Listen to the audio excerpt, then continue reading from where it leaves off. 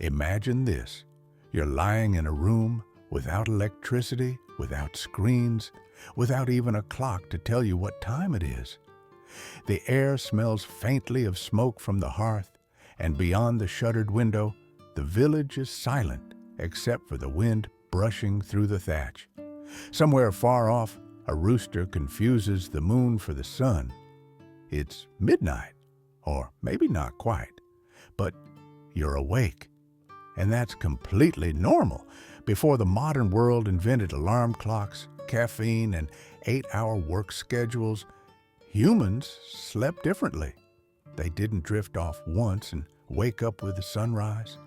They slept in 2 acts, 2 quiet halves divided by a strange little intermission called the watch. For a few hours, people would rest deeply, rise in the middle of the night to pray, talk, or even visit their neighbors, and then slip back into their second sleep until dawn. It sounds chaotic, but it wasn't. To them, this was the rhythm of life itself. The first sleep healed the body. The second healed the soul. And somewhere in between, when the world was half dreaming, people met themselves in silence. Maybe tonight, you're listening from your bed, somewhere warm, maybe on a long night when you can't fall asleep.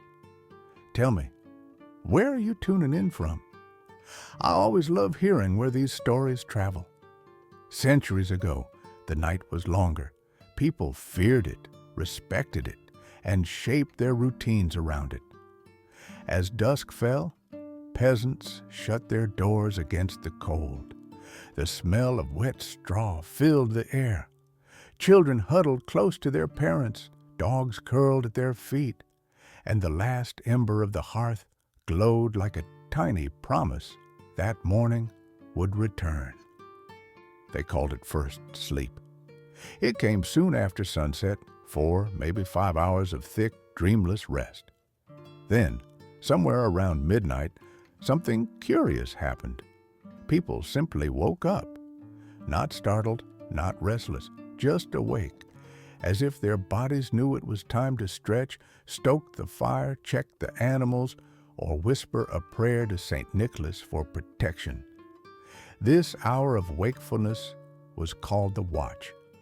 To us, it might feel eerie, a candle flickering, shadows bending against rough stone, the soft rustle of straw as someone shifts beside you. But to them, it was the calmest time of the day. Neighbors might quietly visit one another. Husbands and wives might talk, or more than talk. Monks might pray in the cold glow of the chapel, their voices echoing through the dark. Then, when the fire burned low and the stars began to fade, everyone lay back down. The second sleep took them until morning, until the first light crept through cracks in the shutters and the world began again. Modern scientists now think that segmented sleep, this ancient rhythm, may actually be more natural than the uninterrupted rest we force ourselves to have. When left alone in darkness, without the glow of bulbs or phones, our bodies often fall into the same 2-part pattern. Maybe, just maybe, the next time you wake up at 2 a.m., you're not broken. You're medieval. Still, let's not romanticize it too much. A medieval bed was hardly a haven. The average peasant slept on what was politely called a pallet, a sack stuffed with straw if you were lucky, loose hay if you weren't. The straw was rarely changed. It grew damp, smelly, and lively with insects that made sleep an act of faith. If you itched, you ignored it. If you heard squeaking, you prayed it was a mouse, not something worse. In winter, frost gathered on the walls and breath hung in the air like smoke. Families shared warmth the only way they could, by piling together parents, children, maybe a visiting cousin all tangled in a human quilt. And if the night felt unbearably cold, well, sometimes the family pig joined in too. The wealthy lived another story. Feather beds, embroidered sheets, velvet canopies to trap the heat and the gossip of servants who whispered that even nobles scratched at lice beneath their crowns. A bed could be so valuable it appeared in a will. People inherited them the way we might inherit houses. To my niece Matilda, I leave the feather mattress, somewhat lumpy yet dear. For everyone else, comfort was a rumor. Sleep wasn't luxury, it was survival. Let's pause there for a moment. If you're listening late, let your eyes soften. Imagine the sound of that old fire, the crackle, the soft animal breaths, the wind tapping at the shutters. The medieval night wasn't silent, just quieter than ours. Now, about those nightcaps. No, not the drink, though some did sip ale or warm wine before bed. I mean the actual caps, the woolen ones that made everyone look like half-asleep wizards. They weren't fashion statements, they were insulation. Medieval houses leaked heat the way castles leaked loyalty. Cold air whistled through every crack. So, people wore hats to bed, long pointed ones for men, wrapped coifs for women. There was even etiquette attached to them. If someone knocked at your door and you answered wearing your nightcap, it was a polite medieval way of saying, "I'm off duty. Kindly go away." And yes, they sometimes caught fire from nearby candles. Sleepwear in general was flammable. A long linen shirt or tunic, practical but far from glamorous. Picture every Christmas card showing Ebenezer Scrooge with his candle and cap. That image wasn't invented, it was inherited. Sleeping arrangements were no more private than their clothing. Inns were rare and crude. Travelers shared beds with strangers, often 3 or 4 to a mattress. Privacy was for kings, and even they didn't always get it. You could find yourself snuggled against a pilgrim, a blacksmith, or a talkative monk, all snoring in chorus. But compared to sleeping outside with wolves and rain, that crowded straw pile was a palace. People tied their purses to their belts or slept on top of them because trust ended where exhaustion began. For those of higher rank, beds could also be stage sets. In noble households, servants sometimes slept on the floor of their masters' rooms. Guards stood in doorways.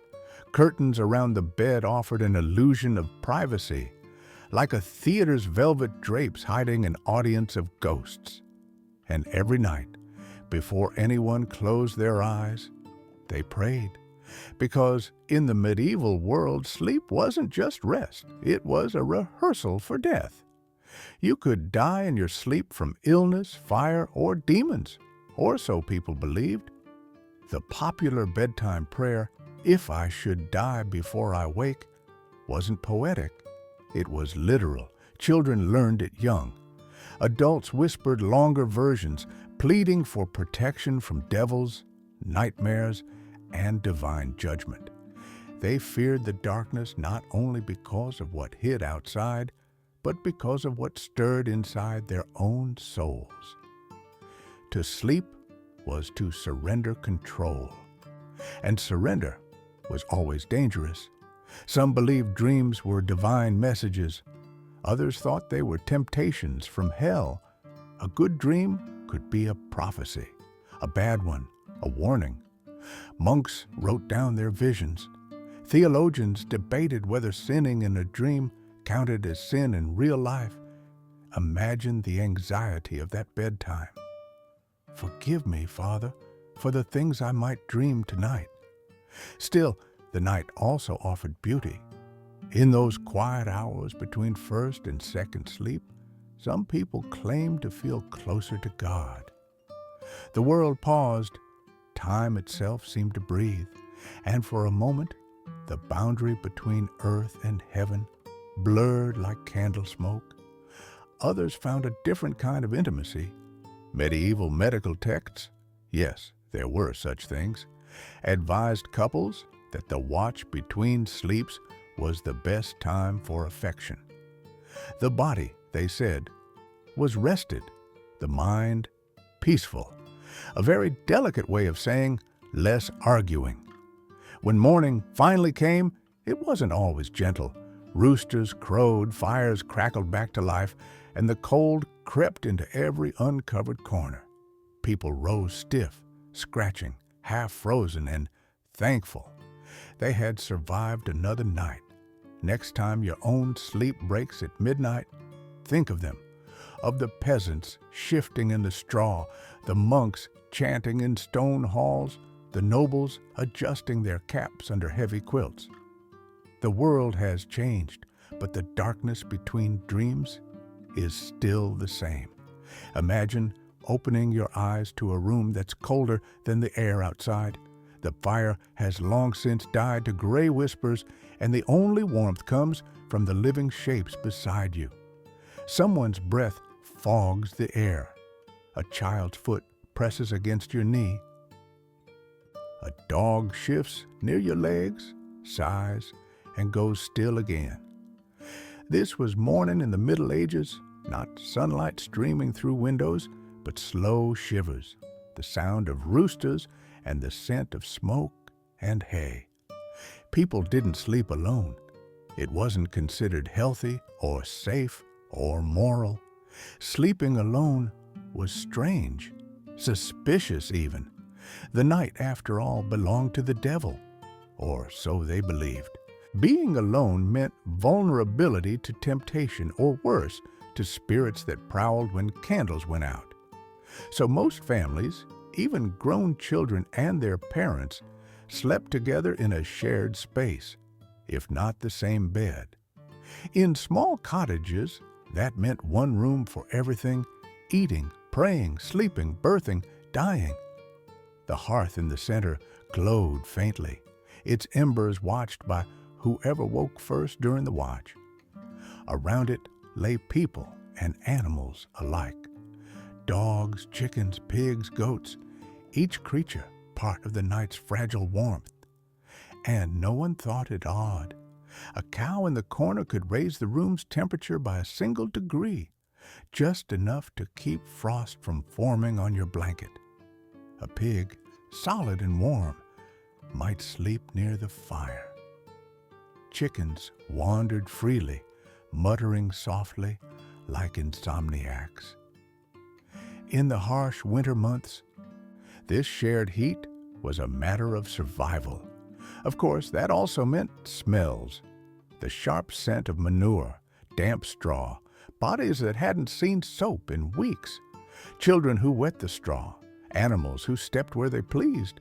The air was thick, sour, and alive, but the human body adapts. Within a few nights, no one noticed. And if you're listening right now, safe in a clean bed, remember, somewhere in those same centuries, a farmer and his wife would have traded everything they owned for the soft hum of your heater. For the monks, sleep was a discipline, not a comfort. Picture a vast stone dormitory, rows of wooden planks laid out like ribs in a skeleton, dozens of men in identical robes, sleeping side by side under thin blankets, heads shaven, breath visible in the cold. They slept in silence, always silence. Under the rule of Saint Benedict, even whispering after nightfall was forbidden. The body was allowed rest, but the tongue was not. There were no pillows, no privacy, no idle dreaming. Beds were narrow, often no wider than a coffin. Some monks slept sitting up, believing that comfort invited sin. Others kept one arm uncovered, the chill a reminder of humility. At 2 a.m., a bell rang, a sound so hollow it could have woken the dead. This was matins, the first prayer of the new day, or the last of the old one. Monks rose from their planks, cold feet on colder stone, and filed in silence toward the chapel.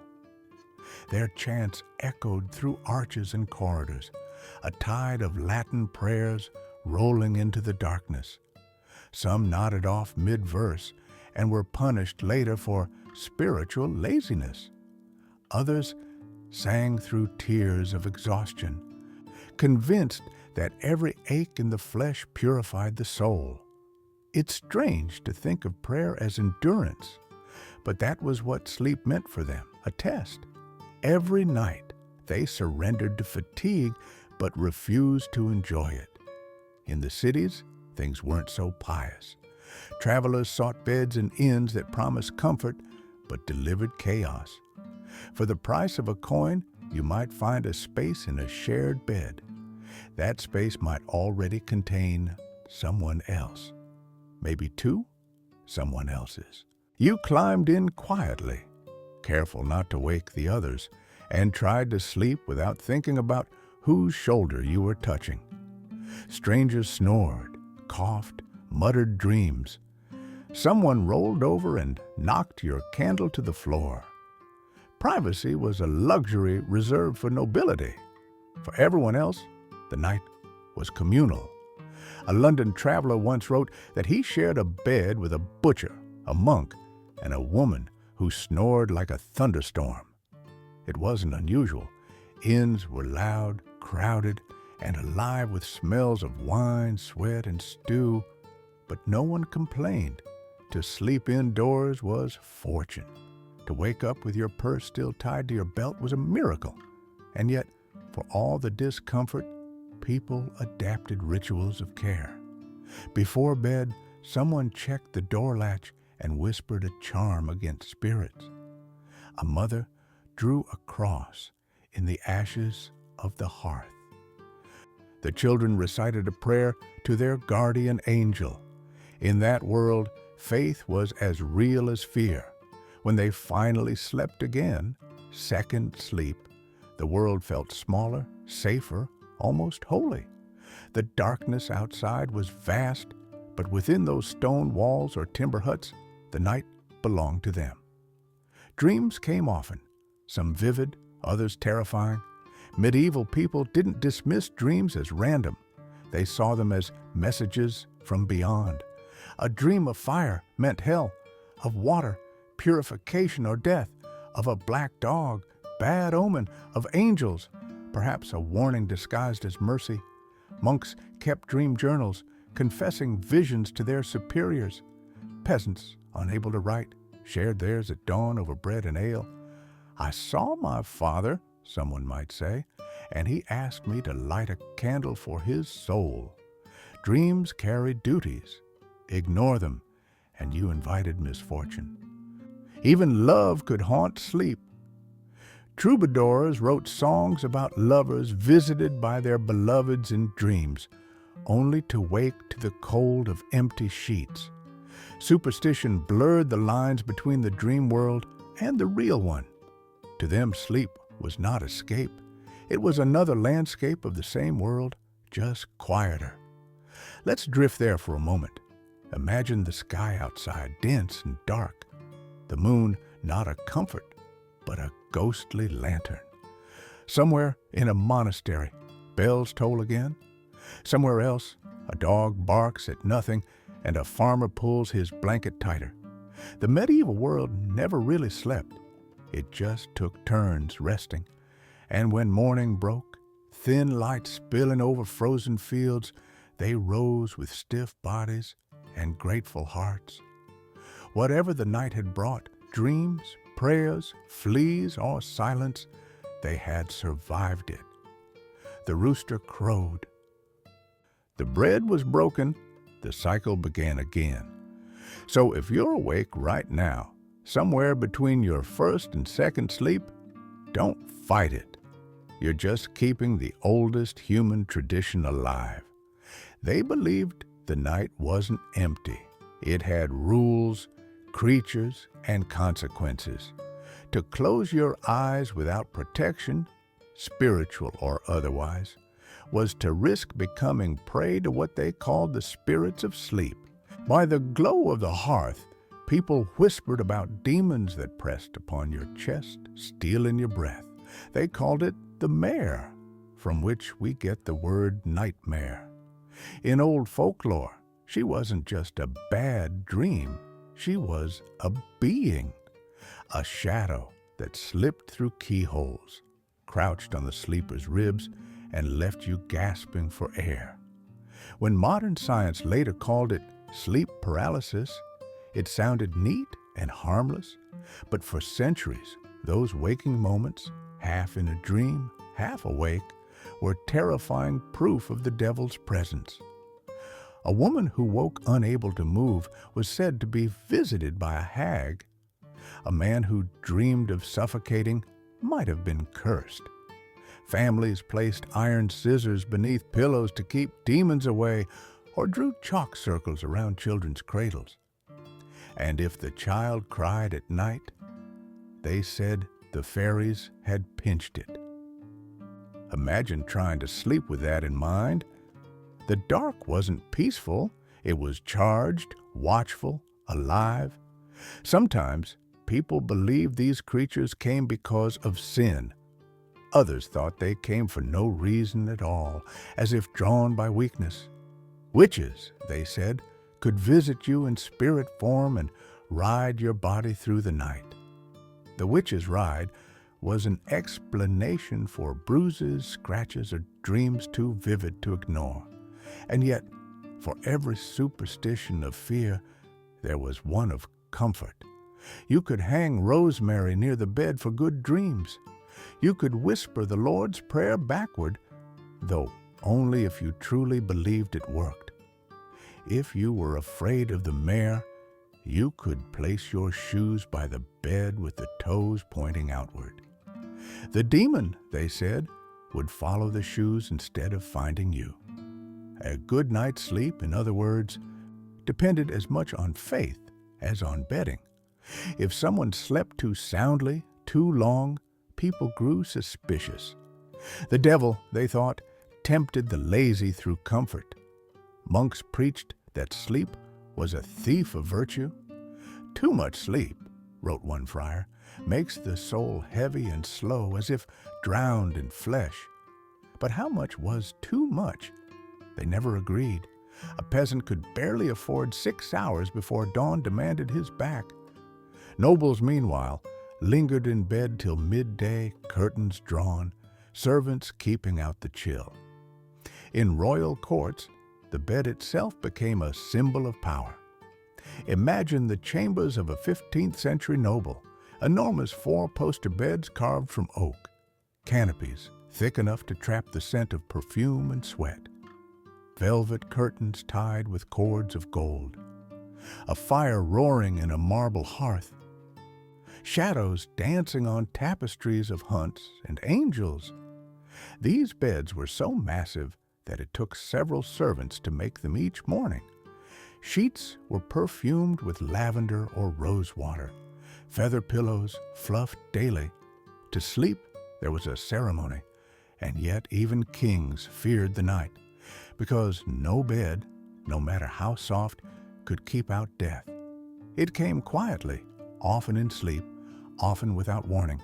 The candles burned low, the body stopped breathing, and by morning, a queen became a corpse, a king, a memory.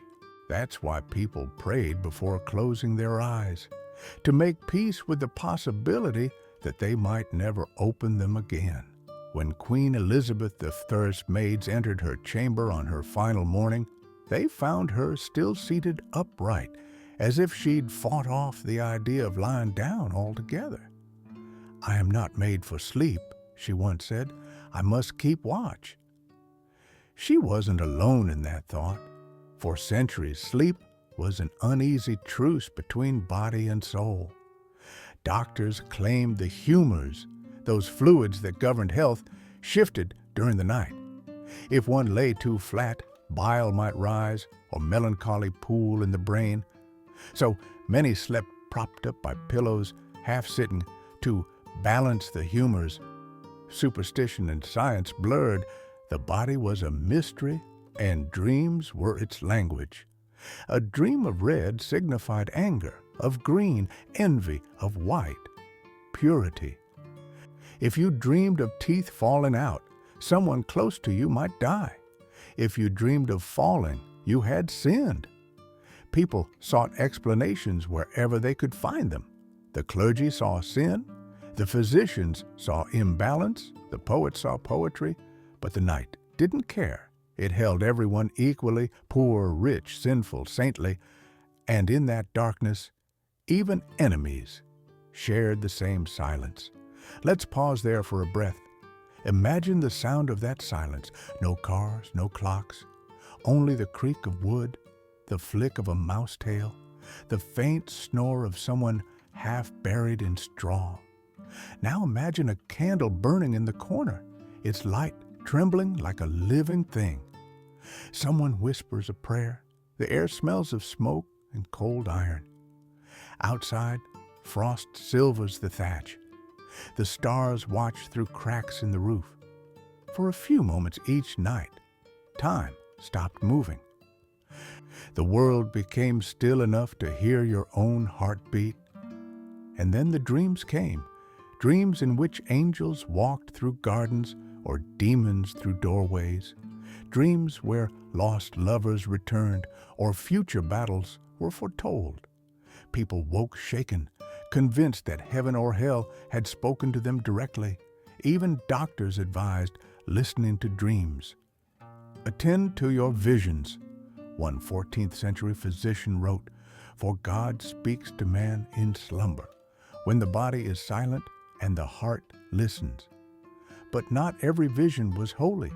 Many believed succubi, female demons, visited men in their sleep to tempt them, and incubi visited women to do the same. A night of unexplainable pleasure or terror could lead to suspicion, confession, or worse. The Inquisition even took such dreams as evidence of witchcraft. No wonder so many feared their pillows. To protect themselves, people began to bless their bedding. The pillowcase embroidered with crosses, the blanket sprinkled with holy water. The very act of lying down became ritual. Cross yourself, whisper a verse, face east if possible, where the sun would rise again. And when they slept, finally, deeply, they did so with the weight of heaven above them and the threat of hell beneath. Tonight, centuries later, when your own mind drifts through strange dreams, remember theirs. Theirs were darker, heavier, and yet sacred in their own way. They saw mystery in every shadow, meaning in every sound. The night was alive, and they never truly slept alone. Somewhere in that endless stretch between midnight and dawn, the medieval world breathed like a single sleeping creature. The air was dense with smoke, the faint crackle of fire, and the quiet rustle of straw. You could almost hear the rhythm of 1,000 lives resting, waking, dreaming, praying, all at once. And yet, even in sleep, life went on. The baker's apprentice stirred before the stars faded, feeling his way through the dark to the cold oven. He had to knead the dough before the village woke. The blacksmith's wife turned in her bed of straw, half dreaming of sparks and hammer blows. Somewhere, a shepherd opened his eyes to check the flock, fearing wolves. Sleep for them was never certain. It came in pieces, snatched between duties. The fields waited for no dreamer. Still, they clung to their small rituals. Before sleeping, they banked the hearth, pulling the coals together, covering them with ash so they would smolder until morning. That simple act was a prayer of its own. If the fire lived through the night, the house would too. Sometimes people left milk or bread but a door. For the wandering souls, they said. The dead, it was believed, drifted at night, searching for warmth or memory. Leaving an offering might keep them kind or keep them out. Even nobles, surrounded by guards and gilded beds, respected the invisible guests of the dark. The queen's maid would whisper a prayer while drawing the bed curtains, not to please her mistress, but to keep shadows away. The curtains were more than decoration. They created a world within a world, a small cocoon where two people could forget the cold, the noise, the servants breathing in the next room. When drawn tight, they muffled sound and sealed heat. But they also blurred boundaries, because for all their grandeur, medieval bedrooms weren't private. A lady might wake to find her attendants already standing at the foot of her bed, waiting to help her dress. A servant might be ordered to sleep on a pallet nearby in case she was needed. A visiting noble might share a bed with her husband as courtesy demanded. The concept of privacy, one person, one bed, one space, was new, radical even. To sleep alone was lonely, suspicious. And to lock one's door was almost rude. So people found privacy not in separation, but in silence. They spoke softly at night, or not at all. Secrets were held by the darkness, whispered to the fire, forgotten by morning. In those hours between first and second sleep, when the village was half awake, something tender often unfolded. Letters were written by candlelight. Lovers met in stables. Prayers were murmured with heads bowed. The night watch became not a burden, but an opening, a pause in the day where one could be human without witnesses. A woman might nurse her baby, singing under her breath while the world slept. A man might rise to write a confession in clumsy Latin, hoping daylight would not make him regret it. Monks might sit in the stillness after prayer, listening to their own hearts, as though hearing God whisper through the cracks of stone.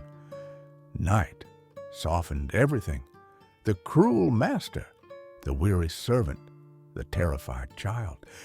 But it was also when fears crept in.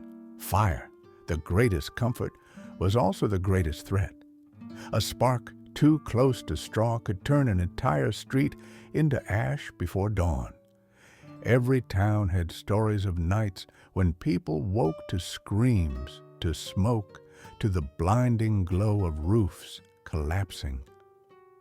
That's why sleep tight wasn't just a phrase, it was advice. Medieval beds were held together by ropes woven under the mattress.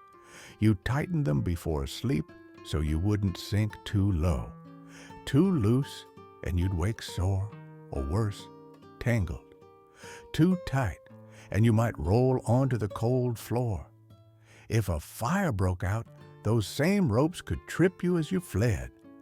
And if you managed to escape, barefoot and coughing into the night air, you'd stand with your neighbors in the square, watching what little you owned turn to cinders. In that fragile world, each peaceful night felt like a small miracle. Even illness had its own rhythm in the dark. Without clocks, people measured fevers by the way the body burned through the hours. Mothers counted the breaths of their children, praying they would last until morning. Some lit candles to saints, each flicker a plea. And when death came, as it so often did, it came quietly. A hand growing cold, a breath fading between dreams. No doctor could be summoned in time, no priest could arrive before the soul slipped away. But death didn't end the story of sleep, it folded into it. Corpses were laid out in the same rooms where the living rested, candles burning all night to guide the spirit. People took turns keeping the vigil, whispering psalms to the rhythm of their own fear. It's strange, isn't it?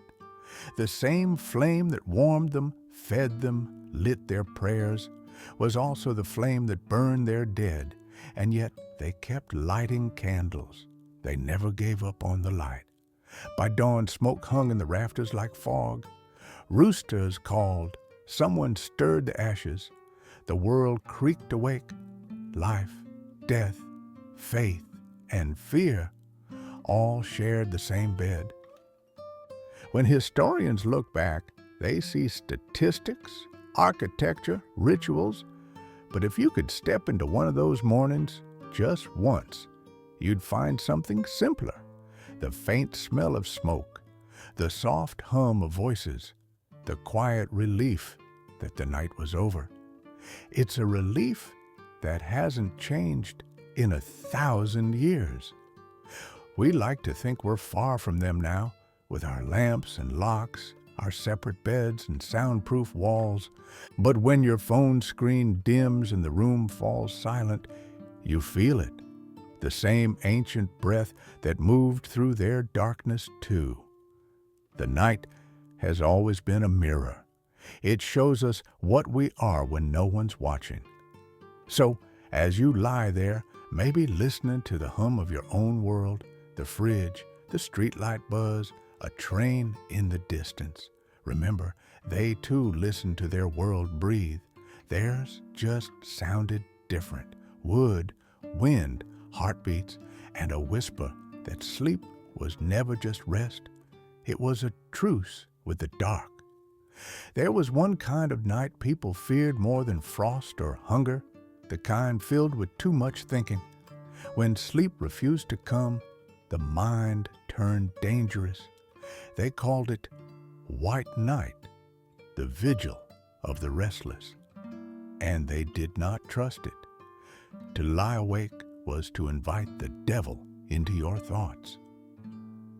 Monks warned that the sleepless mind wandered where it shouldn't, toward temptation, memory, desire.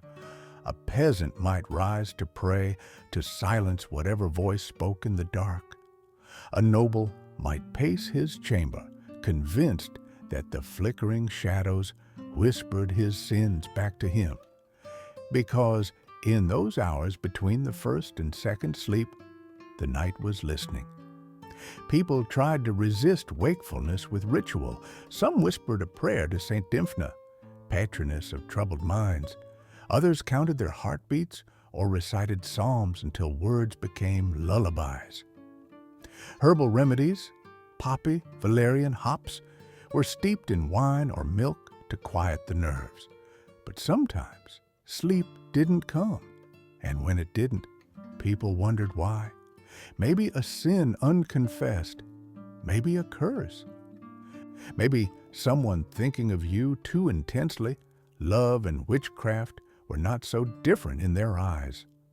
One physician in 1450 wrote that sleeplessness came from the heart's unrest and could only be cured by forgiveness or wine. Another claimed that restless nights were caused by spirits perched upon the chest. He prescribed soft music, holy words, and a heavy wool blanket to pin the soul in place. Whatever the cause, the cure always involved surrender. Still, not everyone feared insomnia. For some, the wakeful hours were gifts. Scholars, poets, monks, they believed that night opened the mind. The quiet makes room for God, wrote a Benedictine abbot. By day the world speaks, by night it listens. Even artists of the Renaissance, centuries later, would paint lamp-lit scenes of thinkers bent over parchment, surrounded by ink and fatigue. They knew inspiration rarely arrived before midnight, but that was the exception. Most medieval people saw night as holy territory not to be used for ambition.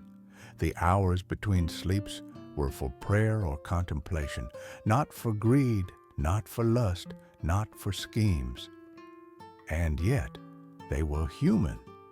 A village midwife might steal away to a neighbor's cottage, guided only by a lantern's trembling glow.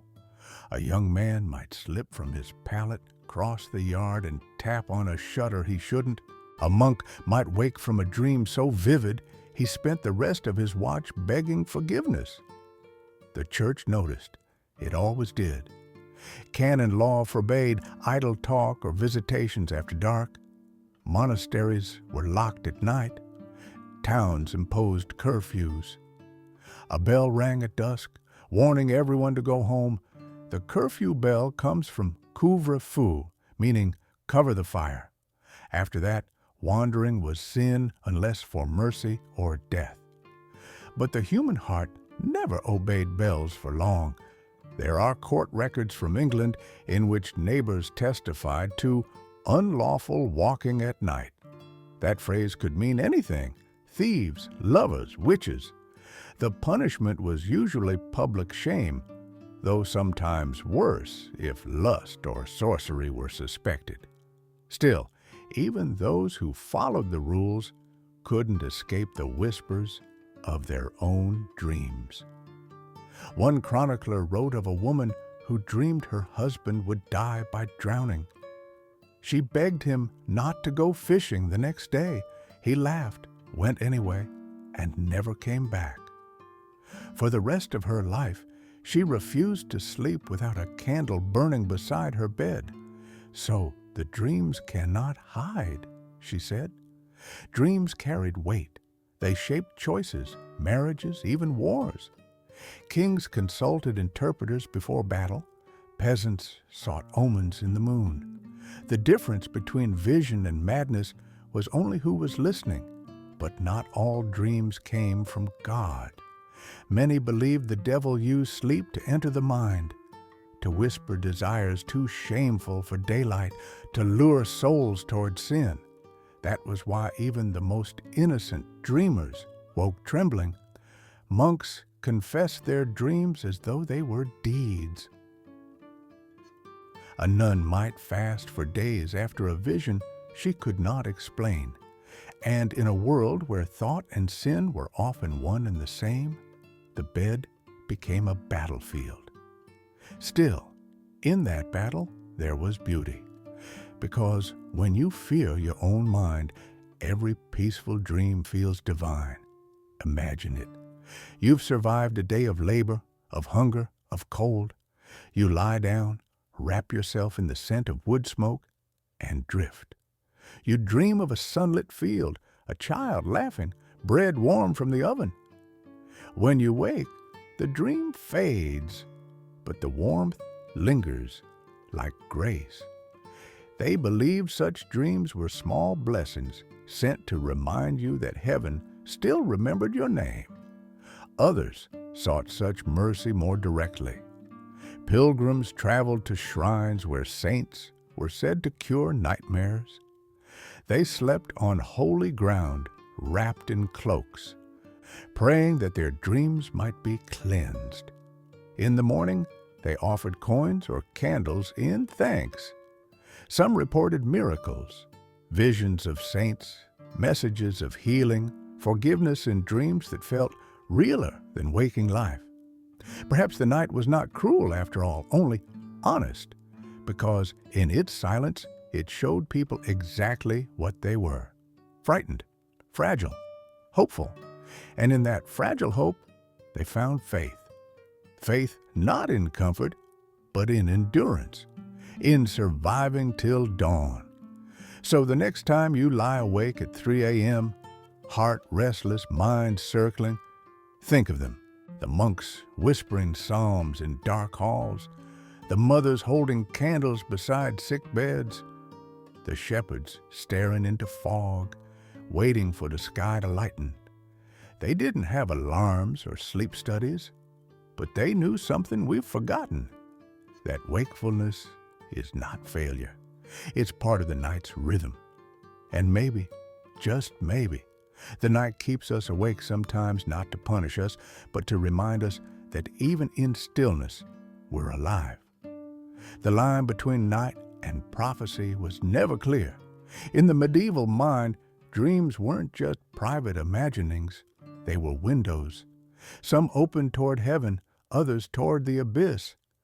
People believed that through dreams, God warned, comforted, or punished. But just as often, the devil mimicked him. You couldn't be sure which voice you were hearing when your eyes were closed. A farmer might wake trembling after dreaming his crops had burned. The next day, lightning would strike his barn, and neighbors would whisper that the vision had been sent by the Lord. A midwife might dream of a woman crying by a cradle, and weeks later, that very woman would lose her child. The world was stitched together by such coincidences, threads of sleep and fate that no daylight could untangle. If a person dreamed too vividly, people paid attention. Entire pilgrimages began with a single dream. Monks recorded them in margins of manuscripts. A vision of Saint Michael commanding repentance, a dream of the Virgin shielding the sick, a nightmare of fire beneath the floorboards. In courts and cottages alike, people interpreted dreams as clues. Sometimes they led to confessions, sometimes to arrests. One monk dreamed of blood dripping from the chapel roof. The next morning, the abbot was found dead. A woman dreamed of a snake coiling around her husband's leg, and within a week he had fallen ill and died. The medieval world had no word for coincidence, only meaning. It's easy now to dismiss these stories as superstition, but when the night was their only theater, how could they not listen? There was no cinema, no novels, no news, only the mind stage flickering behind closed eyes. And sometimes what it showed was too beautiful or too terrible to forget. Still, not all dreams were messages. Some were traps. Priests warned that the devil could appear in pleasing forms. A loved one, an angel, even Christ himself, only to lead the dreamer astray. People who believed those visions risked heresy. Those who spoke of them too boldly risked death. Yet some did speak. There was Marjorie Kempe, a 15th century English mystic who claimed to hear God's voice in her sleep. Her dreams told her to leave her husband and devote her life to prayer. She did, despite ridicule and trial. Centuries later, scholars called her book the first English autobiography. And there was Joan of Arc, who said she heard saints calling her in dreams, urging her to save France. Whether divine or delusion, her visions changed history and led her to the pyre. That's the strange thing about the medieval night. It made prophets and heretics from the same cloth. For most, though, dreams stayed humble. About bread, about lost friends, about warmth. The mind replayed what the body longed for. If you fell asleep hungry, you dreamed of feasts. If you were lonely, you dreamed of company. One French peasant's diary, rare but real, recorded a dream where his dead wife offered him bread and smiled. He wrote, "I awoke with tears, and yet I was full." Even nightmares carried use. They reminded people to pray harder, confess deeper, live better. Fear, after all, was a teacher. But sometimes fear became fashion. In the 13th century, books of dream interpretation, somnia libri, circulated among nobles. They listed meanings for everything. Dreaming of dogs meant betrayal, of fish, hidden wealth. Of birds, gossip, of rain, forgiveness. Imagine a noblewoman waking late, silk sheets tangled around her, whispering to her maid, "I dreamed of a hawk on my hand. What does it mean?" And the maid, trained in these lists, replying, "That a man will soon seek your favor." By morning, the dream was gossip. By evening, prophecy. By next week, fate fulfilled. The night, you see, had politics too. Courtiers used dreams to flatter or warn kings. "My lord," one might say, "I dreamed of your crown shining brighter than the sun," which really meant, "You are destined to triumph, and I am destined to stay employed." But if someone dreamed of a crown cracking, they kept silent. Dreaming the wrong thing could cost your head. Still, there were skeptics. rare, brave souls who claimed dreams were just echoes of the day. The philosopher Albertus Magnus said dreams were the stomach's smoke rising to the brain. The physician Avicenna argued they came from imbalance, not heaven. To them, sleep was biology, not theology. Few believed them because the truth is, people needed mystery. The world by day was too cruel, too predictable. The night was where wonder survived. When peasants huddled by fires after work, they told each other their dreams as stories. Some laughed, some shivered, some crossed themselves. And when the telling was done, they all looked at the door, half expecting something to be standing there listening. Even love passed through dreams. Lovers promised to meet in slumber's meadow when apart. Wives prayed that their husbands, gone to war, would see them in sleep and remember home. The dream became a bridge across miles, across death itself. And perhaps, in a quiet, superstitious way, it was, because the mind, when free from noise, can reach places the waking world cannot. So, when you close your eyes tonight, think of them. The farmer dreaming of rain, the monk dreaming of angels, the queen dreaming of her crown melting into gold. All of them slept beneath the same sky, different centuries, same stars, and every one of them believed that their dreams meant something. Maybe that belief is what kept them human. Maybe it still does. Listen closely. If you could stand in the middle of a medieval town at night, you would hear a different kind of silence, not the electric quiet of our cities, but a living hush, full of soft, irregular sounds that reminded people the world was still breathing.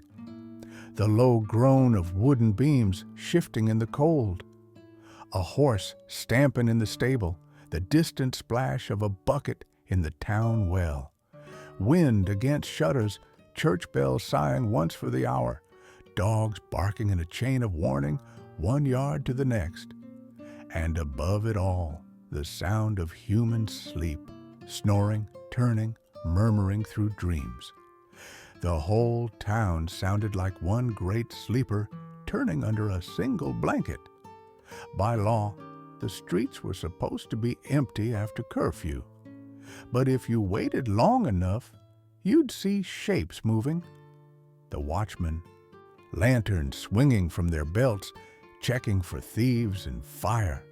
Their boots echoed against stone, the light painting brief gold circles on walls.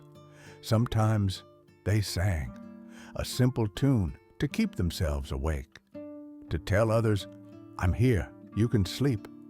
In London, their chant went, "Past 1 o'clock and a fair night."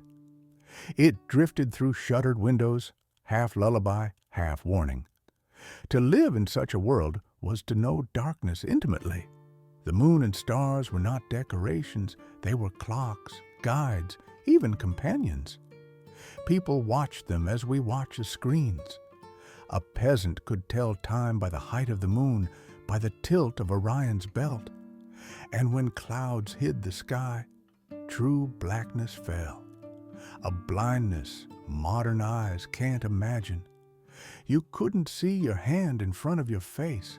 Candles were precious, firewood rarer. Most households rationed their light the way we ration money. If someone dropped their only candle, it was a small tragedy. You waited until dawn, or stumbled in the dark, whispering prayers not to trip over the sleeping dog. That's why night was never wasted. It was planned. Before the first sleep, you did the heavy work, chopping wood, mending tools, praying with family. After the first sleep, during the watch, you did what needed quiet, mending clothes, writing letters, spinning wool. The soft whir of the spinning wheel filled many midnight hours. Some even cooked then. Recipes survived for night broth, made from onions and wine, meant to warm the stomach between sleeps. It was believed to prevent bad dreams. Children, half awake, would sip it and drift off again under fur or linen blankets. Parents sat nearby, speaking in low voices, and outside, frost formed lace on the windowsills. Not everyone feared the dark. To thieves and lovers, it was freedom. The same streets that seemed holy to monks became hunting grounds for others. Burglars moved through alleys barefoot, guided by memory. Lovers met in doorways or under bridges, whispering their promises. Servants slipped into kitchens to steal a sip of wine or a loaf of bread. When caught, punishment was swift. But until then, the night belonged to the brave or the desperate. And always the church tower watched. Its bells marked the hours of prayer, matins, lauds, prime. Monks, rising from their wooden pallets, would walk barefoot through cloisters lit only by moonlight. The echo of their chants rolled across valleys and into villages, mingling with the wind. For a moment, everyone, sinners, saints, and sleepers alike, shared the same rhythm. By dawn, the world felt fragile, washed pale with fog. Birds began their chorus. Roosters crowed with offended pride. Fires were coaxed back to life. And yet, something about the night lingered. People believed that the first hour of morning carried traces of the sacred. Whatever prayers were spoken then, the angels still listened. Farmers crossed themselves before stepping into the frost. Wives opened shutters and whispered blessings into the cold. Even those who hadn't slept well still thanked God for waking, because waking was not guaranteed. In old folk tales, death was sometimes called the eternal sleep, but more often it was the thief of dawn. If you didn't rise with the sun, someone might knock on your door to make sure you were still breathing. And so, each morning, they took stock. Who had made it through the night? Who hadn't? The answers shaped the day before it even began. The baker, lighting his oven, would say a short prayer for the souls that didn't wake. The bell ringer would toll once for every death. Children, not understanding, would ask, "Who sleeps still?" And their mothers would answer softly, "Someone who dreamed too long." In that simple phrase was the tenderness of an age that lived close to death, because when every night could be your last, sleep was never careless. Even now, though our beds are softer and our nights safer, the same ancient fear lives deep in our nerves, that something might steal in while we rest, that closing our eyes is an act of faith. Yet maybe that's also what gives sleep its sweetness. To let go in darkness, trusting dawn will come, that's the oldest prayer in the world. So, if you're drifting now, listening as your own room fades around you, imagine those old nights. The slow crackle of the hearth, the low chant of monks, the whisper of wind through thatch. You're not so far from them. The same stars are still watching. The same breath of the world still hums through the dark.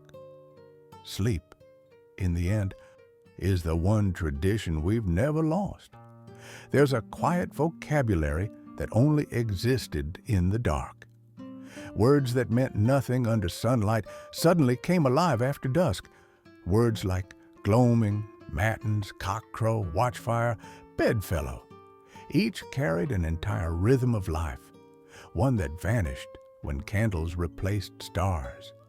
The medieval world knew these hours intimately. Dusk was not the end of the day, but the beginning of the night's work. Feeding the animals, banking the fire, locking the doors. Then came Vespers, the evening prayer, when bells called across valleys and even the most exhausted farmer paused his plow to listen. After that, shadows grew thick, like ink poured into the corners of rooms. Families gathered close, voices softer, laughter hushed. Children clung to their mothers' skirts, afraid of the dark but unwilling to admit it, because darkness had its own grammar. It wasn't just absence. It was a living thing, breathing between beams and rafters, whispering through trees. People spoke to it, sometimes kindly, sometimes not. "Keep my house safe," they might murmur before blowing out the candle, or "leave us be." They called the dark the world's blanket. But blankets could smother as easily as they warmed. No one ever truly trusted it. In those shadowed hours, language itself shifted. The words for time were elastic, one candle long, the span of a prayer until the cockerel cries twice. If someone said they'd meet you at midnight, they didn't mean 12 on the clock. They meant the middle of silence. Letters written at night were more intimate too. When lovers or soldiers or scholars put quill to parchment after the first sleep, their words softened. I write these lines between the two rests. One 14th century letter begins, "When the world is half awake and I am most myself." It was as if the night stripped away the armor of daylight. Even the way people swore changed. In daylight, they invoked saints. In darkness, they invoked angels. Because demons were close then, the wrong oath could invite the wrong listener. So, instead of "by God's bones," one whispered "by His mercy," or simply crossed oneself before speaking at all. The dark trained them to be careful with their words. There were also unspoken languages, the creak of floorboards, the rhythm of a snore, the hush of someone moving quietly through a house. In small cottages, you learned to read those sounds the way we read screens. A sigh meant the baby needed turning. A cough meant another log on the fire. Silence could mean safety, or that something had gone wrong. That sensitivity to sound shaped the medieval imagination. When chroniclers wrote of miracles, they often mentioned what was heard rather than seen. Bells ringing themselves, voices in empty rooms, the flap of invisible wings. For people who lived in half-darkness, the ear was the truest witness. Even animals seemed to speak differently at night. Dogs barked at unseen shapes. Owls hooted warnings that made villages cross themselves. Cows lowed softly, sensing weather long before humans did. The night taught people to listen, to each other, to beasts, to the wind, as if the world itself spoke in code. And then there were lullabies. Few were written down, but their echoes survive in nursery rhymes. Fragments of old prayers turned into song. Mothers rocked their children, singing of angels, saints, and sleep, as if they were one and the same. Some promised protection, others warned of things that crawled through cracks. "Sleep, my child, and angels guard thee." Or, in a darker version, "Sleep, lest the night thing find thee." It sounds cruel to modern ears, but for them, fear was part of love. You kept your children alive by teaching them respect for the dark. Some lullabies were charms in disguise. They bound the child's name to holy words, so no spirit could take it. To name a baby aloud too often was to risk drawing attention from whatever listened at night. So, children often had secret names, used only by family. The night, in that sense, was full of secrets, not only between lovers or families, but between humans and whatever they believed lay beyond. It was the time when the border between the living and the unseen thinned. Dreams prayers, and whispers all mingled into one quiet conversation with the universe. And maybe that's why they accepted the strangeness of segmented sleep so easily. Waking at midnight didn't break the night. It fulfilled it. It gave them a moment to listen, to speak back to the silence. In those hours, they asked for forgiveness, for healing, for safe harvests. Some asked for the souls of the dead to rest. Others asked for their own hearts to stop aching. We have clocks now. We have alarms. We sleep through that middle space or stare into our glowing rectangles, chasing forgetfulness. But maybe that ancient rhythm, sleep, wake, sleep again, was wiser than we thought, because it gave people room to dream, then to understand what the dreams were saying. In the quiet of the watch, when the fire dimmed and the stars sharpened, they met themselves, not as peasants or lords, but simply as souls. And the night answered back, softly. So, if you find yourself awake at 2 a.m., heart steady but eyes wide, don't curse it. You're keeping a promise older than language. You're part of the conversation. Imagine it, the faintest gray creeping through a slit in the shutter, a single rooster calling into the cold. That was how morning began for most of humanity, for hundreds of years, not suddenly, but slowly, like someone turning a page. Before the sun truly rose, the smell of wood smoke returned. A hand reached from under the blanket to stir the ashes. Someone coughed. Someone muttered a prayer. Outside, frost held everything still, roofs, fields, even the breath of cattle, until the first curl of smoke marked the day's survival. To wake was not routine. It was proof. A medieval morning was a triumph over darkness. Every new day meant the demons hadn't taken you, the fire hadn't died, the plague hadn't entered your house.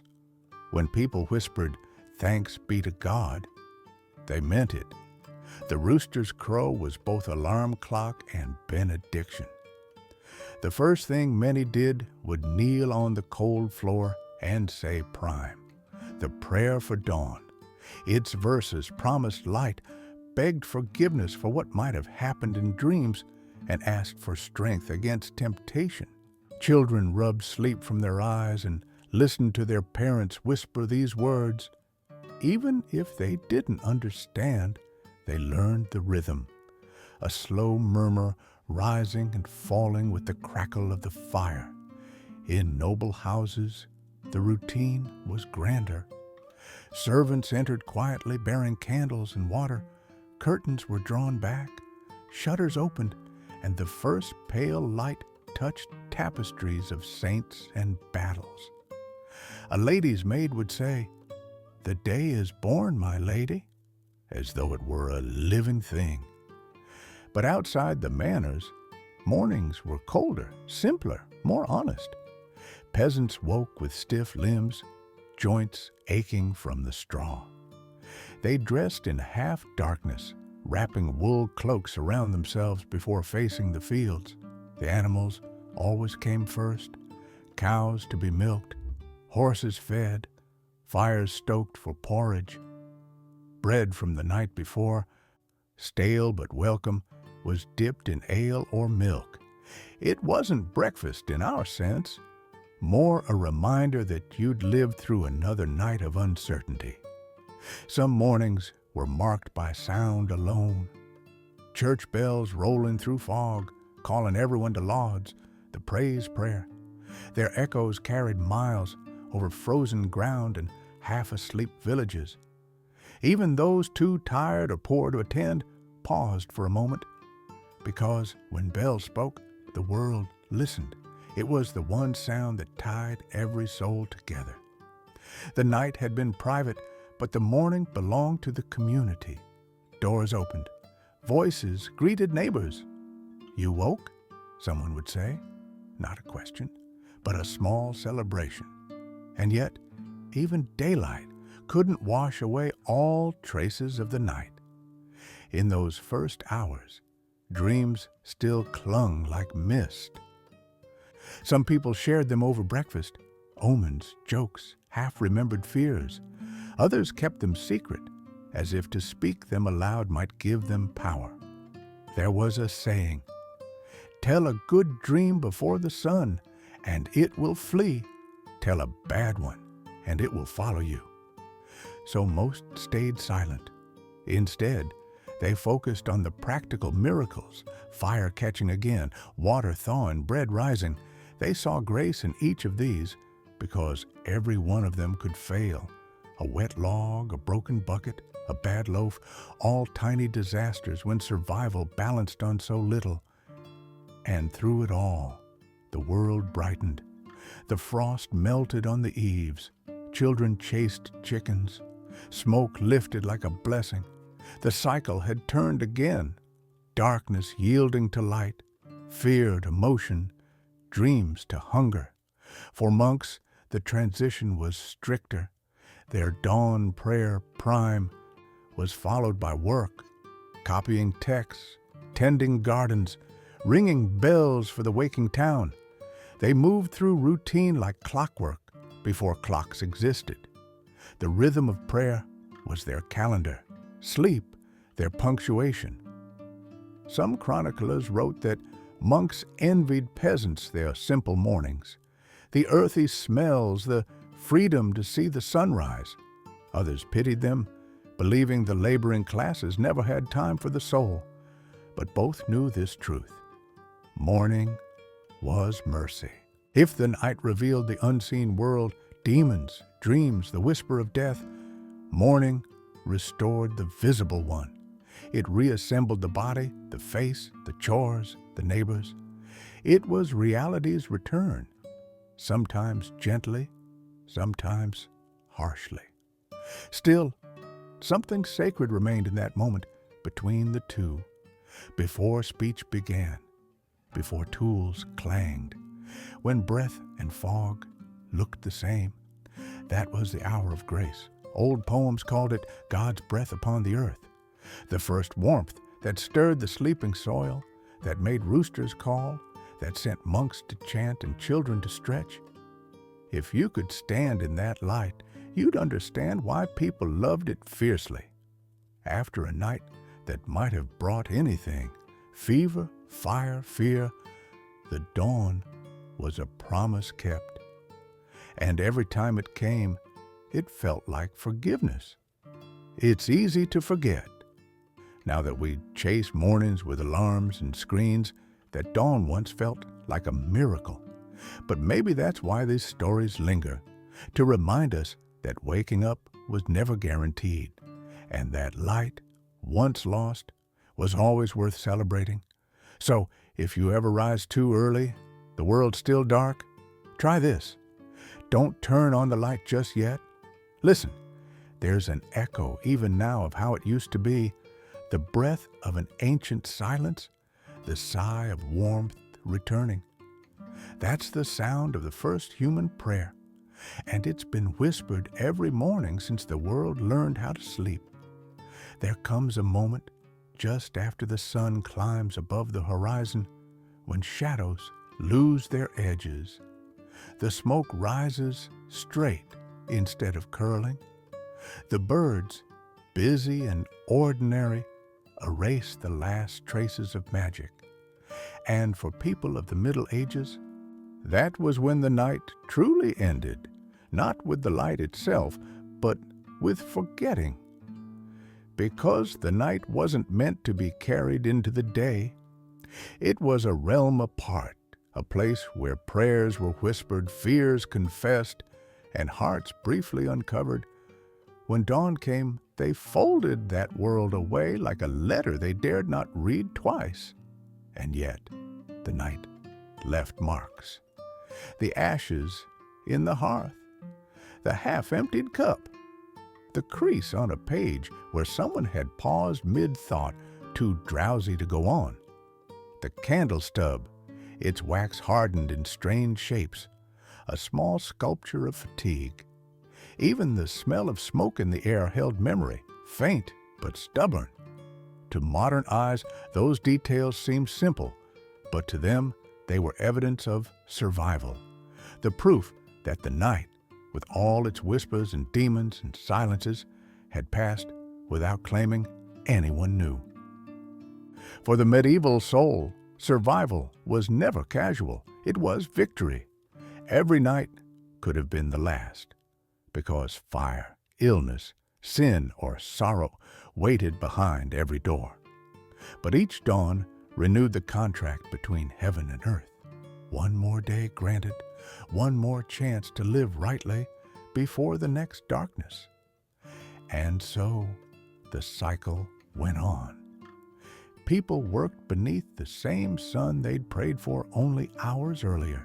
They tilled the soil, spun the wool, sang in fields, carried water, argued, forgave, fell in love. By evening, the air grew sweet with the scent of bread again, and someone somewhere was already tending the fire for another night. In that endless repetition lay a kind of peace. The world itself was built on these quiet patterns: sleep and waking, darkness and light, silence and song. To break them was to lose one's place in the order of things. And perhaps that's why even the smallest bedtime prayer carried such weight. "Keep me this night, O Lord," they said, "as thou hast kept the stars." It's a simple sentence, but within it lived everything they understood about trust. Because the stars never failed them. Even in plague, war, and famine, when kings fell and cities burned, the stars still turned. They rose, they vanished, they returned, a rhythm older than every fear.